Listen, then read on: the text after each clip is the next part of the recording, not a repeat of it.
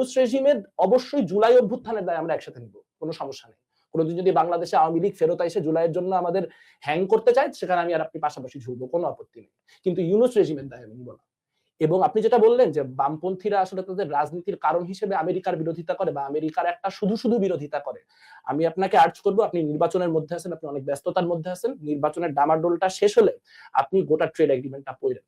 এই trade agreement পড়লে বাংলাদেশের পক্ষে, আপনারা তো নিজেদের বাংলাদেশপন্থী বলেন, বাংলাদেশের পক্ষে থাকা কোনো মানুষের মাথা ঠান্ডা রাখা সম্ভব না। ভারতীয় আধিপত্যবাদের যে বিরোধিতা, সেই বিরোধিতা হয় বাংলাদেশে, সেই বিরোধিতার পলিটিক্স আমরাও করি, আমরা করব।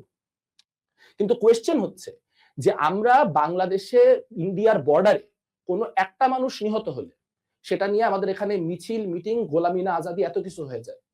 আরাকান আর্মির হাতে আমাদের 450 জেলে আছে এই মুহূর্তে, ধৃত অবস্থায়। 3 দিন আগে একটা বাচ্চা মেয়ে যে আরাকান আর্মি গুলিতে মারা গেছে। তো সেখানে তো আমি বলতেছি না।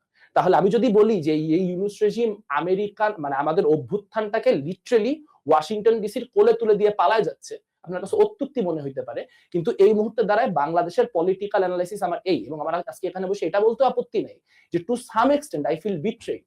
আমি এটা কখনো এক্সপেক্ট করি নাই যে ওখানে যারা আছে ওখানে তো প্রগতিশীল আছে, রক্ষণশীল আছে, সকল ধরনের মানুষ মিলে জুলাই অভ্যুত্থান করছে।